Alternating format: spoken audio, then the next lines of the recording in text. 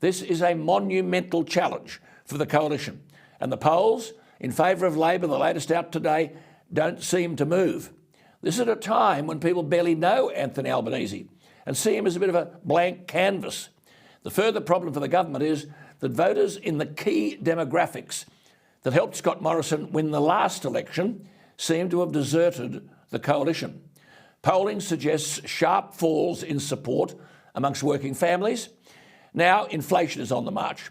Interest rate increases are imminent.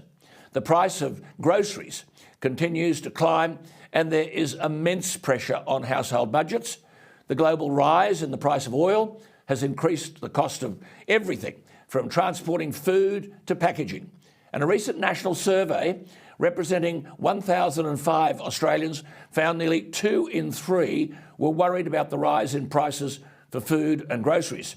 Allied to all of this is the genuine concern amongst grassroots Liberals that in relation to traditional Liberal values like freedom of speech, smaller government, lower taxes, an education system dominated by a knowledge of the basics and an understanding of Australian history, true Liberals, Menzies Liberals, Howard Liberals, Abbott Liberals, are arguing the Liberal Party has lost its way on these issues.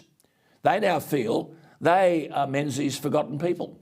Remember, it was Menzies who asserted that the, quote, forgotten people, unquote, were, quote, the backbone of the nation, unquote, because they were, quote, envied by those whose benefits are largely obtained by taxing them, unquote. Well, many Australians now argue that the worker is taxed to the eyeballs and too much money is splashed around for those who don't work.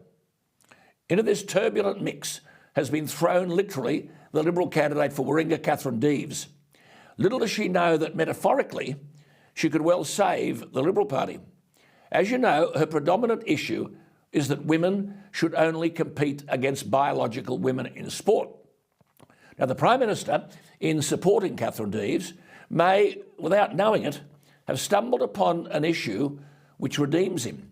He said Australians are, quote, sick of walking on eggshells, unquote, about trans women in sport. Prime Minister, Australians are sick of walking on eggshells, full stop, terrified to say what they think, with a library of statutes ready to be thrown at them for expressing a personal view. Remember in Victoria, when a pregnant woman was arrested, this is in the middle of coronavirus, in her own home for posting an opinion on social media, arrested. The national leadership was silent.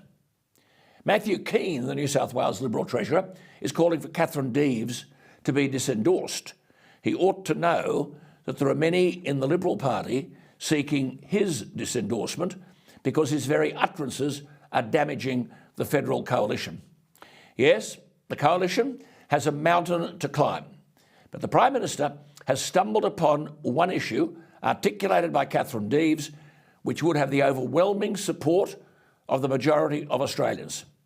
In the short time remaining, it could well be the issue that turns the tide in favour of the coalition, but only if it's an issue which the coalition leadership is prepared to repeatedly and convincingly articulate. I repeat, this is a far greater challenge for the coalition than 2019. It is a veritable electoral mountain that I suspect some so-called Liberals are not prepared to climb, but would rather assist others in the conquest of their political mountains. I think you know what I mean.